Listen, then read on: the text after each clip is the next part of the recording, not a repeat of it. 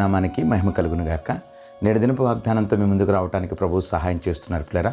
తీతుకు రాసిన పత్రిక 3వ అధ్యాయం 2వ వాక్యం, జగడమాడని వారును శాంతులునై ఉండవలెనని వారికి జ్ఞాపకము చేయము. ప్రియ దేవుని బిడ్డలు గమనించండి, దేవుని పిల్లలమైనటువంటి మనము ఎల్లప్పుడూ కూడా శాంతి దూతల వల్లే మన విశ్వాస జీవితాన్ని కొనసాగించాలని ప్రభుపేట మీకు మనవి చేస్తున్నాను. చూడండి, దేవుని పిల్లలమైనటువంటి మనము జగడమాడే వారంగా, గొడవలు పడే వారంగా ఉండటానికి వీలు లేదని వాక్యం చెప్తుంది పిల్లరా. ఈ గొడవలకు లేక సమస్యలకు కారణం ఏంటి? కోపమే కదా. కోపం మనం ఆగ్రహాన్ని విడిచిపెట్టి మన వాక్యం చెప్తుంది.